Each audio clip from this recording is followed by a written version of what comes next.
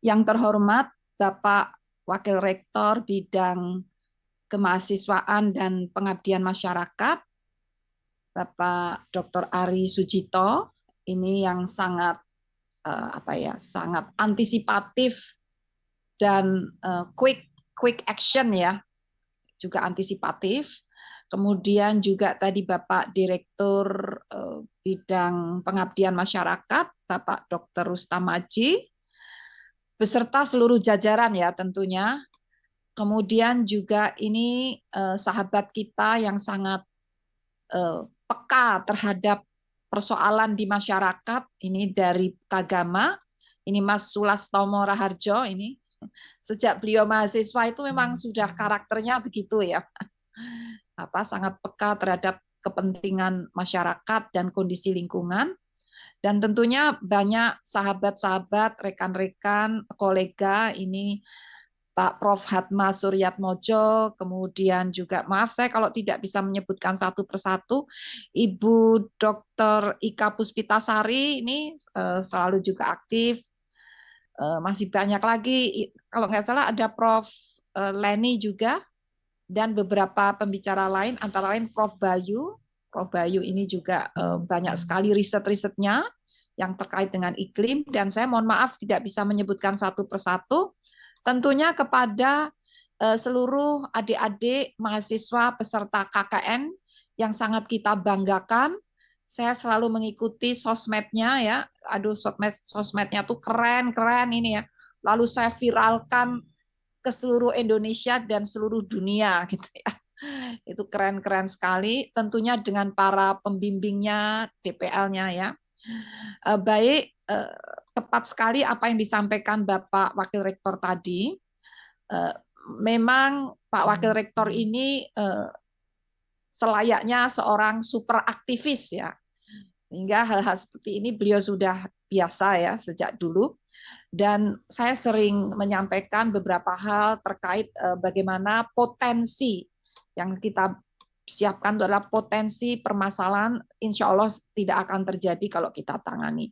Terakhir terkait antisipasi El Nino, sebetulnya saat ini sudah bukan antisipasi lagi karena El Nino ini sudah masuk, dan untuk itu saya mohon ditayangkan file PPT dari saya bagaimana kesiapsiagaan menghadapi El Nino. Jadi levelnya sudah naik dari antisipasi menjadi siaga ya, kesiapsiagaan. Dan betul sekali, saya disclaimer sebelumnya, sebagian besar dari materi yang saya paparkan ini adalah bersumber dari website ataupun informasi-informasi dari Badan Meteorologi, Klimatologi, dan Geofisika, ya, BMKG, karena merupakan lembaga yang bertanggung jawab dan memiliki otoritas untuk menyampaikan berbagai informasi mengenai cuaca, iklim, dan geofisika ya, dan memang tugasnya tuh selalu memonitor, memantau perkembangannya sangat teliti ya, 24 jam monitoring itu dilakukan, baik melalui satelit, melalui radar, ataupun melalui berbagai peralatan yang terpasang di seluruh wilayah Indonesia. Sehingga disclaimer saya, ini adalah informasi-informasi dari BMKG. Nah, slide berikutnya, mari kita lihat lebih dahulu apakah El Nino, mohon maaf ya, ini bukan kuliah ya, tapi sekedar untuk memberi pemahaman yang sama. Slide berikutnya ya. Jadi El Nino itu merupakan fenomena pemanasan suhu muka laut di atas kondisi normal yang terjadi di Samudra Pasifik bagian tengah dan timur. Tepatnya Samudra Pasifik bagian ekuator, tengah dan timur. Jadi timur itu ke arah sisi benua Amerika ya. Itu jadi ini suatu anomali iklim yang sifatnya global. Dan pemanasan suhu muka laut ini mengakibatkan bergesernya potensi pertumbuhan awan yang normalnya tumbuh juga di wilayah kepulauan Indonesia. Karena El Nino ini, maka bergeser ke wilayah Samudra Pasifik bagian tengah dan timur. Ini menurut BMKG. Mohon slide berikutnya. Slide berikutnya, Mbak. Nah, inilah gambaran apa yang disampaikan tadi. Kita lihat itu gambar di tengah itu yang merah, itu adalah Samudra Pasifik bagian ekuator tengah dan agak mepet ke timur. Di timur ada benua Amerika, ya Amerika Selatan, Latin Amerika dan Amerika Tengah itu ya, sampai bagian dari sebagian Amerika Utara. Nah, karena sisi yang merah itu lebih panas suhu muka lautnya, sehingga pertumbuhan awan-awan hujan itu digaspol. Jadi awannya itu seolah-olah ini seperti rebutan uap air yang ada di atmosfer ya. Direbut oleh bagian ini yang merah itu Pasifik Tengah Timur. Direbut ke sana, Indonesia nggak kebagian. Jadi kita ini mengalami krisis kelangkaan uap air ya. Jadi menjadi kering. Dan dampaknya sudah disampaikan oleh BMKG, sudah diprediksi musim kemarau kali ini menjadi lebih panjang dan lebih kering. Artinya curah hujan di musim kemarau itu menjadi di bawah normal. Jadi menurut BMKG musim kemarau pun ada curah hujannya, tapi curah hujannya rendah. Normalnya itu sudah rendah. Kali ini menjadi di bawah normal. Nah, gambar ini menunjukkan bagaimana kok menjadi Indonesia itu menjadi kering. Karena kalah berebut uap air tadi. Nah, slide sebelumnya lagi. Sebelumnya. Nah, fenomena El Nino tahun ini menurut BRIN berpotensi kuat yang disebut Godzilla. Sebetulnya BMKG juga mengatakan kuat ya, tidak hanya BRIN ya.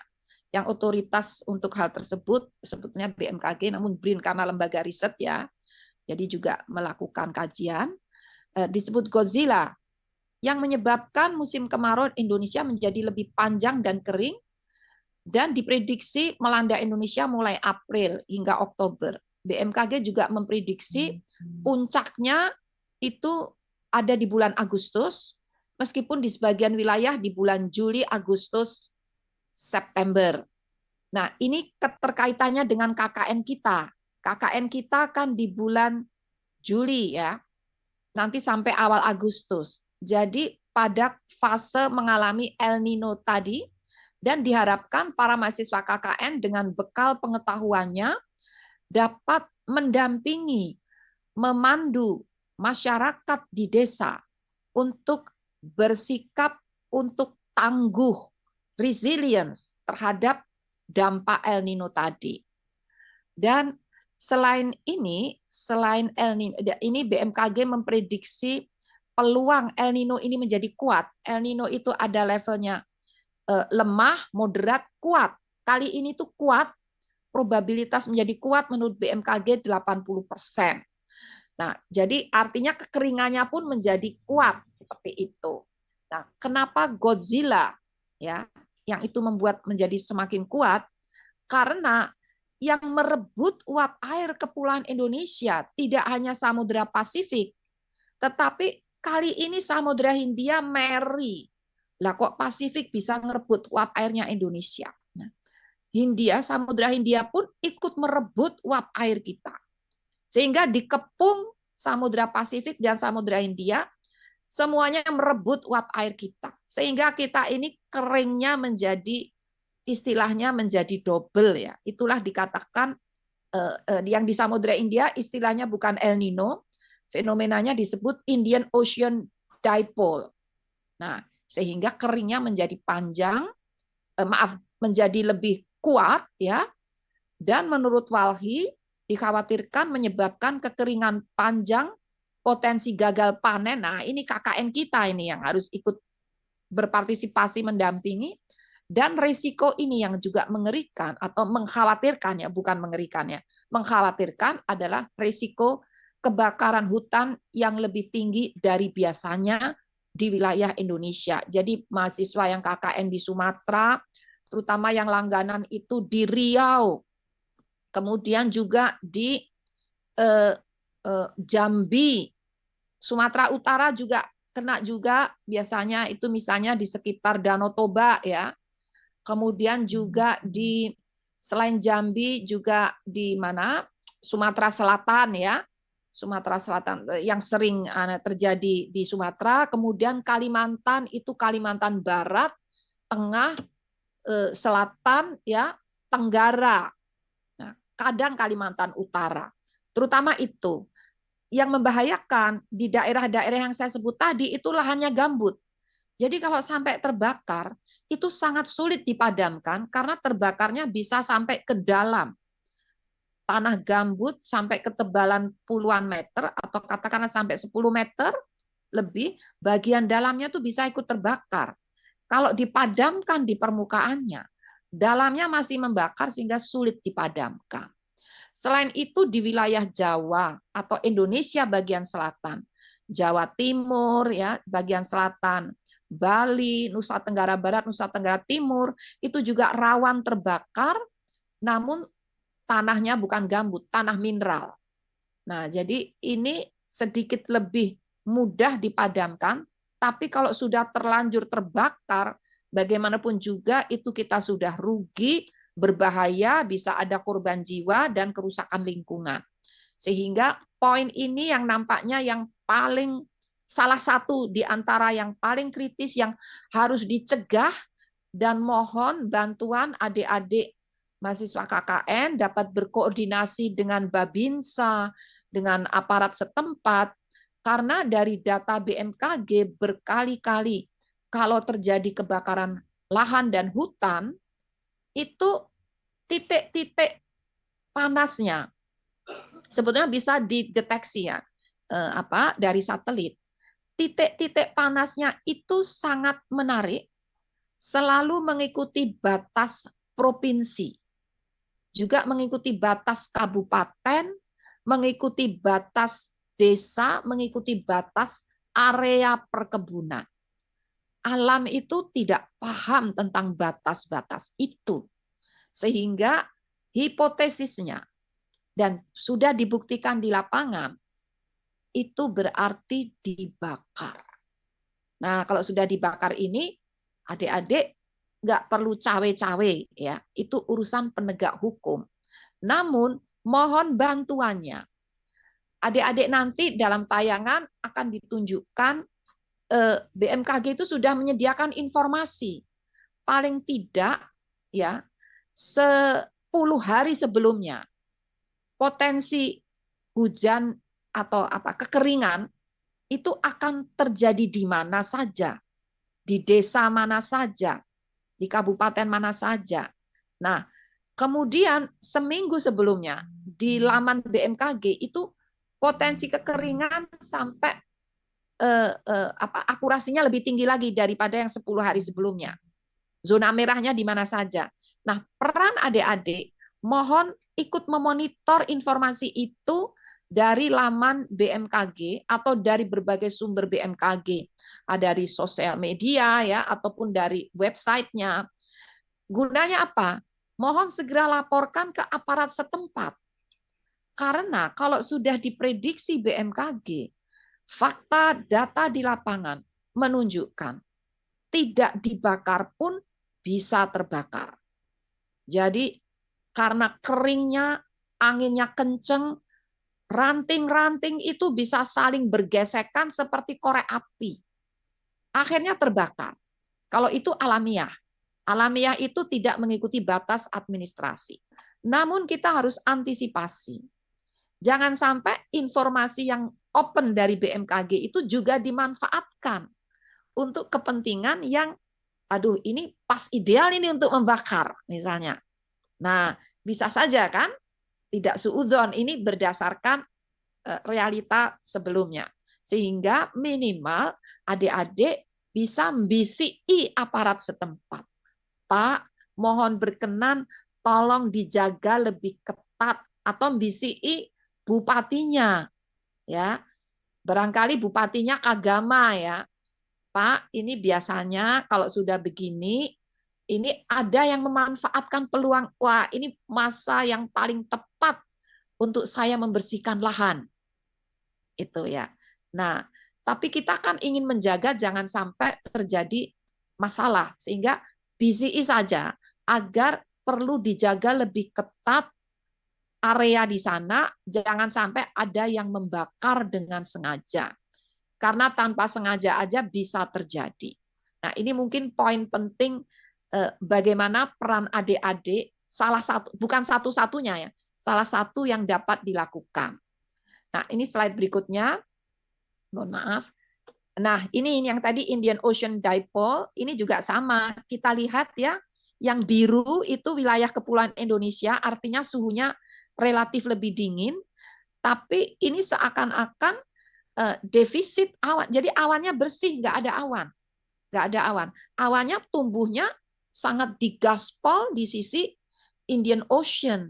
Sehingga kita ini benar-benar diserobot awannya dari Pasifik dan juga dari Indian Ocean. Dampaknya kalau lihat ke langit, kalau sudah sampai puncaknya, misalnya Agustus nanti atau akhir Juli, itu bersih tidak ada awan. Sehingga penyinaran sinar matahari itu tidak ada barier tamengnya, langsung ke permukaan dan kita akan merasakan suhu menjadi semakin panas. Namun di malam hari, karena saat ini pengaruh musim atau iklim sedang dipengaruhi oleh angin dari Australia. Sehingga kalau malam itu dingin, karena anginnya tuh angin gurun di Australia yang saat ini musim dingin. Sehingga jangan kaget nanti kalau embun itu menjadi es. Akan ketemu es ya. Siang panas sekali, dingin di malam hari.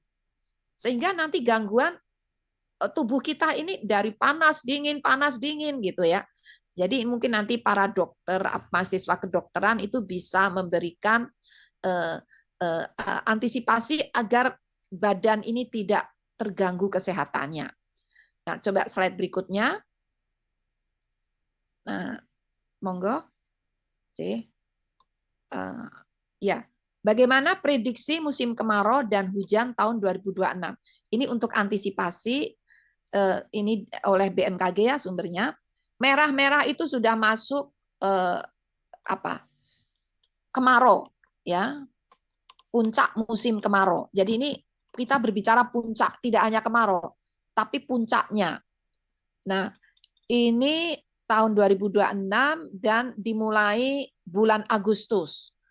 Merata seluruh wilayah Indonesia mengalami puncak musim kemarau. Ya, merah itu ya. Artinya disitulah cobaan yang paling apa ya? Paling kita harus siap-siap. Nah, semoga adik-adik bisa menyiapkan, sekarang kan masih Juli nih. Apa yang harus disiapkan di situ? Biasanya kesulitan air, ya kan? Airnya sulit. Nah, apakah sebelumnya saat mulai bulan April itu sudah digencarkan untuk menabung air? Ada Bapak Dr. Agus Mariono, itu dari beliau dekan Sekolah Vokasi UGM. Beliau mengajarkan bagaimana memanen air hujan. Itu harusnya sudah dilakukan sejak Maret, April saat masih ada hujan. Hujannya ditampung ya. Jadi Bapak Agus Mariono itu ada paten suatu alat sederhana bisa dibuat di desa-desa, tapi pakai apapun itu kalau yang masih ada hujannya, mohon hujan itu jangan dibiarkan begitu saja. Harus dijagain, ditampung untuk persediaan di musim puncak musim kemarau tadi. Ada sebagian desa waktu itu saya ikut juga di Gunung Kidul itu sebagian sungai, aliran sungai itu dibelokkan, dibendung, disimpan untuk nanti persediaan musim kemarau atau puncak musim kemarau itu ya. Nah, nanti mohon dicek oleh adik-adik KKN apakah desa tempat tinggal adik-adik sudah bersiap tentang persediaan air di musim kemarau nanti.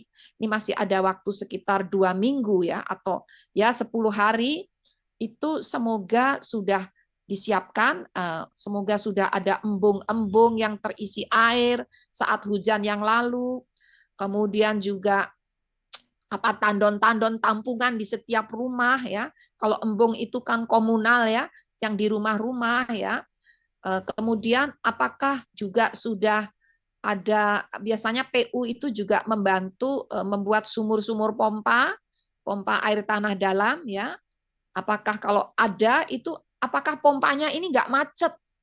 Jadi dicek pompanya jangan macet. Sudah ada pompa, ada air di bawah permukaan, tapi nggak bisa diambil karena pompanya macet, nggak dipelihara. Nah, ini mohon siap-siap mengajak pemeliharaan pompa-pompa, kemudian juga irigasi. Misalnya adik-adik KKN di sekitar bendung atau bendungan.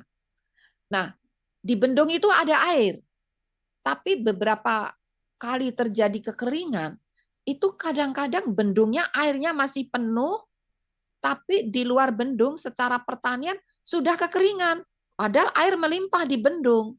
Nah, ini perlu dicek. Kadang, tidak selalu.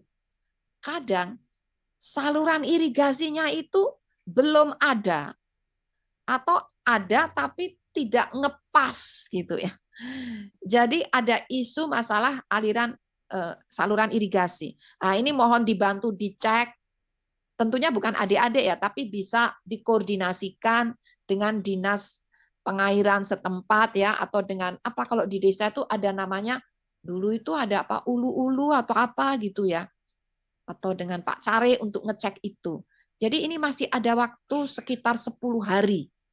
Mohon disegerakan, karena nanti kalau kesulitan air, satu pertanian ya, jenis tanaman memang harus disesuaikan, tanaman yang bisa tahan air sedikit. Ini biasanya dari Dinas Pertanian sudah ada penyuluhan, tapi dicek sudahkah penyuluhan itu berjalan di desa adik-adik.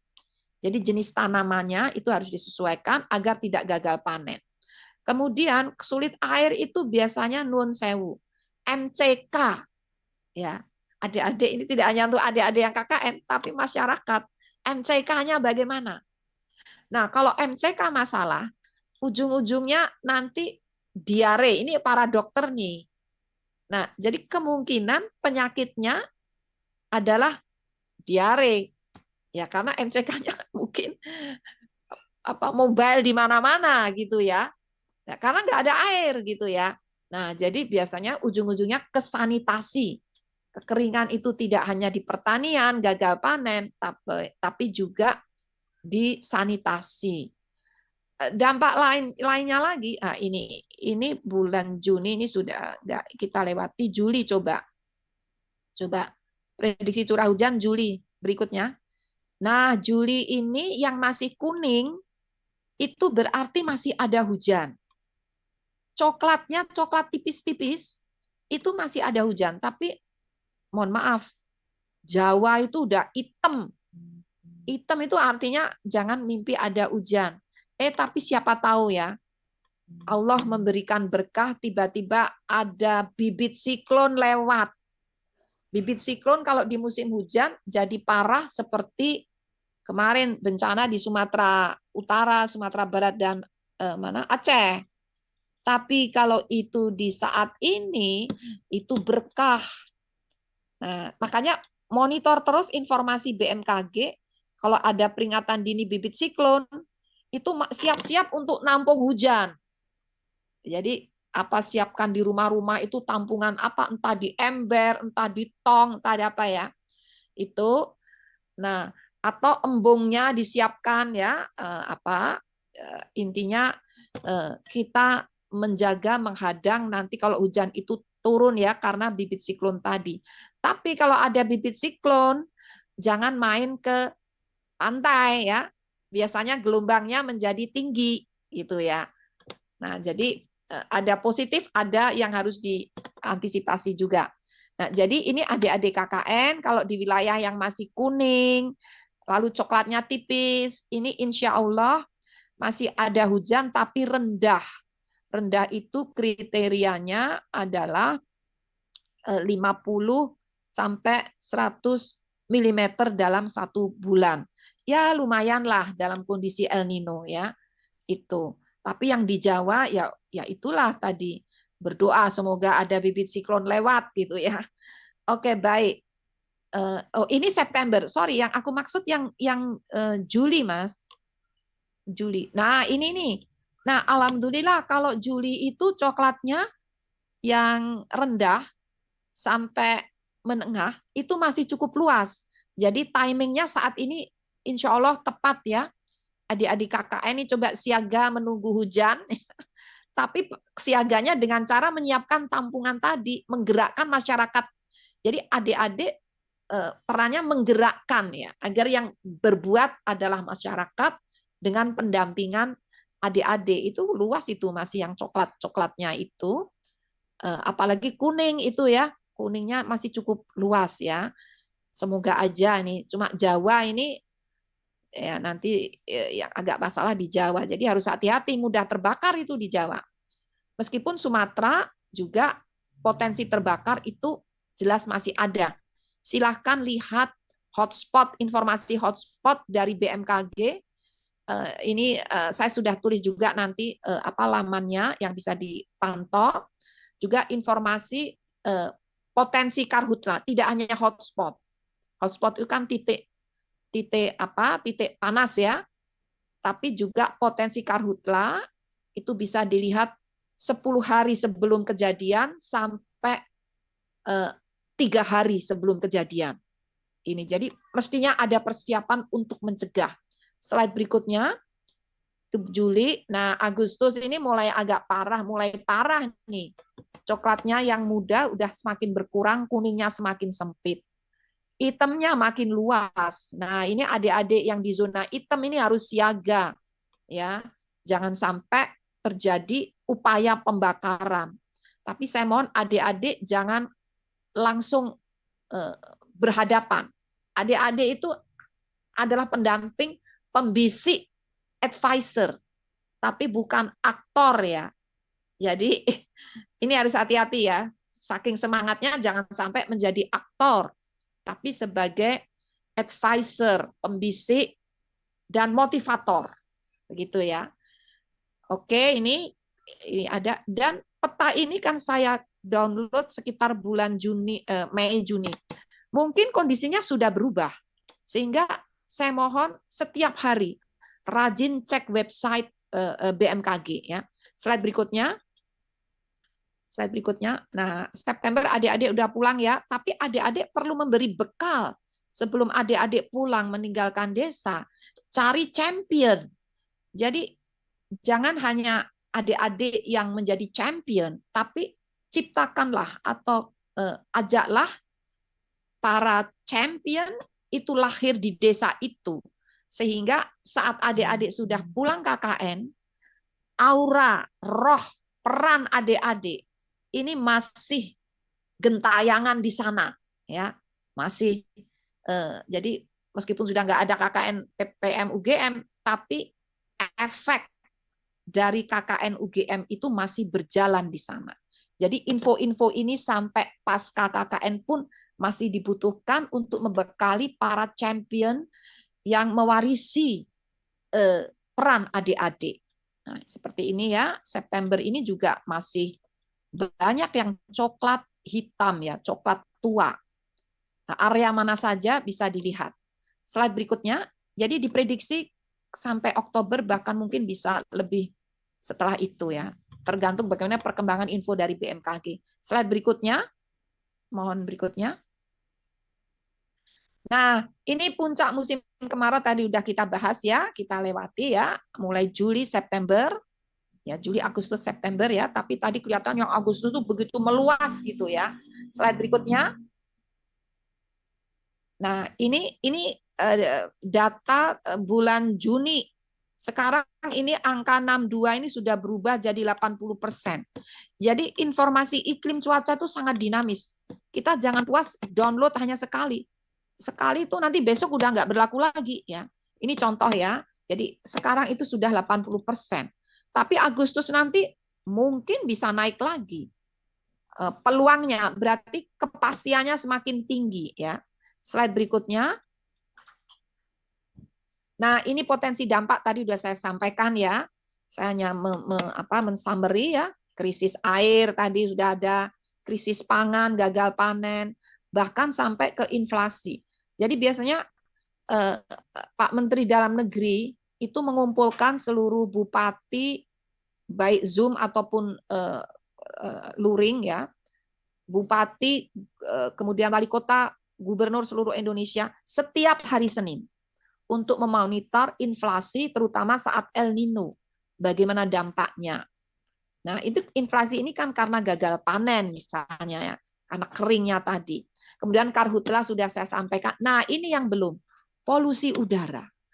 Kalau adik-adik berada di wilayah dekat perkotaan atau dekat pertambangan, itu kan biasanya debu itu diabul-abul. Ya, diabul-abul itu apa ya? Intinya kan ada penggalian-penggalian kan debunya kan terus terlepas bebas di udara. Kalau ada hujan, debu itu tercuci. Dekat industri itu juga berdampak pada polusi ya.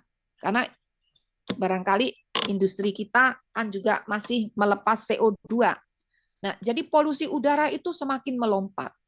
Jadi masalah kesehatan tidak hanya masalah sanitasi, diare, tapi juga ISPA. Nah, ini yang perlu diantisipasi. Nah, jadi yang tinggal di area ini apa yang saya sebut tadi ya, dekat pertambangan, dekat industri, dekat perkotaan atau di dekat jalan raya ya, jalan besar, itu biasanya masalah di situ. Nah, kemudian kalau terjadi karhutla, masalahnya menjadi semakin parah, sesak nafas ya. Nah, ini yang perlu diantisipasi. Kemudian juga gangguan lingkungan. Nah, yang sering terjadi itu sampah. Sampah tadi ya, itu ini fakta yang sudah terjadi beberapa kali. Sampah itu nggak usah dibakar. Itu bisa terbakar sendiri. Karena ada gas-gas di situ dan saking panasnya lingkungan udaranya. Nah, ini juga harus hati-hati. Jadi sudah masalah kesehatan, masalah kekeringan, pertanian, tambah lagi sampah. Makanya hati-hati jangan membakar sampah. Ini yang perlu digencarkan. Dan juga gangguan kesehatan tadi sudah saya sebutkan. Slide berikutnya. Nah, ini mohon juga adik-adik cek ya di laman BMKG yang iklim ya, diklik. Ini contoh puncak kemarau tadi udah saya sebut ya. Daerah mana saja yang mengalami puncak. Kalau saya tadi kan nyebutnya sangat makro. Ini nyebutkan sampai ke provinsinya, bahkan nanti sampai ke kabupatennya. Ya, ini provinsi mana saja di bulan Juli, bulan Agustus. Ini selalu bergeser-geser. Slide berikutnya. Nah, ini website yang perlu adik-adik klik setiap waktu. Setiap hari ya, paling tidak 3 hari sekali ya. Nah, ini BMKG Go ID /iklim peringatan dini kekeringan meteorologis. Seperti apa websitenya? Coba saya kirimkan ke panitia. Saya kirimkan, bisa diklikkan ke mana tadi saya lewat WA group BMKG itu. Ada yang bisa ngeklik yang saya kirim. Sebagai contoh aja, ini demo agar adik-adik nanti bisa lakukan. Ini waktunya masih ada kalau saya lihat di jam saya. 10.30 kan. Mohon bisa diklikkan website tadi. Saya sudah siapkan linknya untuk diklik. Panitia bisa enggak? Nah, jadi sebetulnya pokok-pokok penting yang harus disampaikan sudah saya sampaikan semua. Yang sifatnya praktis ya, ini bukan ilmiah dalam konteks yang kayak seminar. Oh, kok lama tidak ditemukan, padahal ada. Coba diklik aja, itu ada tuh sebetulnya. Kalau punya saya bisa ya. Punya saya bisa. Tapi saya dari HP. Nah, inilah. Ini. Coba. Ini bulan apa ya kok hijaunya masih banyak nih. Peringatan dini kekeringan meteorologis. Kayaknya cari yang bulan Juli, Mbak. Ini kan setiap bulan nih. Biasanya turun, Mbak. Jadi sering-seringlah nanti, ini nih. Ini nanti udah disebutkan, coba di zoom digedein itu sampai level kabupaten, bahkan ya misalnya di Jawa Barat itu kualitas udara juga disampaikan, diprediksi kabupaten mana saja. Nah, adik-adik KKN-nya di mana. Dan peta itu setiap bulan atau setiap 10 hari diperbarui itu ya. Kabupaten Blora, Cilacap, Demak dan seterusnya. Ini yang peringatan dininya. Peringatan dininya. Jadi nanti silakan adik-adik ngulik di websitenya itu ya. Ini seluruh Indonesia ya. Coba Papua ada nggak? Pastinya ada lah. Harusnya ada. Nusa Tenggara Timur, Sulawesi Utara, terusnya itu biasanya masih lanjut. Nah, Papua itu ada Papua Selatan. Oh, aman, masih aman. Baru di Kabupaten Merauke ya. Kemudian jadi belum sedahsyat yang provinsi lainnya itu kan banyak itu. Ya. Oke, jadi silakan nanti adik-adik ngulik websitenya BMKG ya. Dan di seluruh provinsi di Indonesia itu ada BMKG, stasiun klimatologi. Silakan adik-adik koordinasi langsung face to face, temu darat dengan stasiun klimatologi BMKG. Saya yakin kalau dengan koordinasi itu pekerjaan menjadi lebih ringan dan efeknya menjadi lebih dahsyat. Meskipun menjadi lebih ringan, tapi efeknya menjadi lebih dahsyat. Jadi itu mohon ya, saya rasa cukup nanti adik-adik ngulik. Ada kualitas udara, ada gempa bumi, bahkan ada cuaca, iklim, jadi komplit ya. Itu websitenya BMKG. Nah, nanti mari kita lanjut ke slide berikutnya. Saya rasa udah sampai akhir ini. Coba Mbak. Sosmednya juga, adik-adik kalau sosialisasi bisa pakai sosmednya BMKG juga. Nah, terus prediksi ini tadi udah saya ceritakan semua ini. Saya rasa kita lewati ya. Nah, ini nggak usah, ini nggak usah aja ini untuk hal yang lain. Nah, ini mitigasi potensi dampak El Nino apa saja. Silakan adik-adik nanti baca ya. Sebagian besar yang ditulis di sini tadi udah saya sampaikan ya.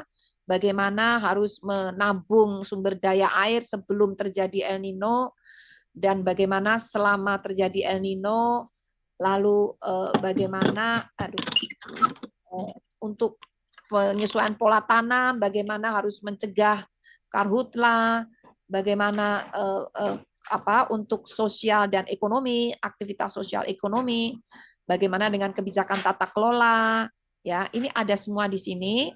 Kita lewati slide berikutnya karena tadi udah kita bahas. Ini juga tadi udah kita bahas. Nah, rekomendasi ini sekali lagi koordinasi segera dengan stasiun klimatologi BMKG di setiap provinsi setempat untuk mendapatkan perkembangan informasi, peta, dan data lebih rinci dengan resolusi yang lebih tinggi.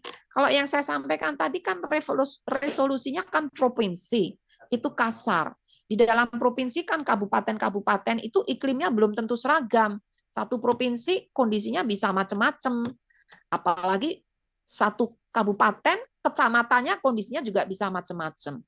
Jadi perlu informasi resolusi lebih tinggi, terutama bagi adik-adik KKN yang ada di desa-desa. Kemudian ini untuk bisa dibisikkan kepada pimpinan daerah. Harus segera menetapkan status siaga darurat kekeringan. Karena apa? Dengan status itu, bantuan dari pusat itu bisa dilakukan. Itu kalau nggak ada status gitu, meskipun kondisi udah kering gitu, pusat itu tidak bisa membantu karena pertanggungjawaban keuangan. Nah, nanti jangan sampai setelah El Nino ada kasus dituduh korupsi gitu ya, karena hanya masalah administrasi. Nah, kemudian segera koordinasikan dan identifikasikan kecamatan dan kabupaten mana saja di setiap provinsi yang berpotensi mengalami risiko kekeringan dengan tingkat menengah hingga tinggi bahkan sangat tinggi, dan dimulai kapan. Jadi adik-adik bisa nanti melihat peta-peta dari BMKG setelah tahu status desa tempat adik tinggal, segera komunikasikan ke aparat setempat, bahkan kalau bisa bertemu bupati.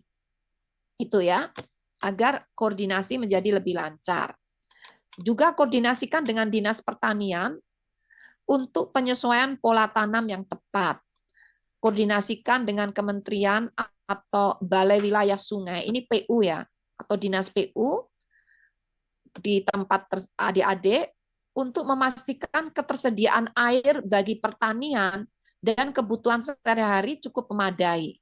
Dan gencarkan, sosialisasikan dengan gencar upaya pemanenan air hujan saat hujan masih turun. Juli itu dari peta BMKG masih ada zona kuning, zona coklat tipis. Itu semoga hujan masih turun.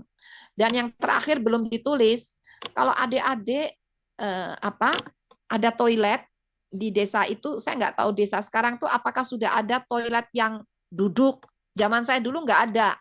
Kalau sekarang ada, atau dekat kota ya, atau kabupaten sudah ada toilet duduk. Tolong tangki, ini kan ada tangkinya air ya, itu sebaiknya dibuka, masukkan botol aqua yang berisi air. Airnya tidak perlu air minum, bisa diganti air yang tidak perlu diminum. Nah, maksudnya apa? Botol itu dimasukkan dalam tampungan tangki, tutup lagi.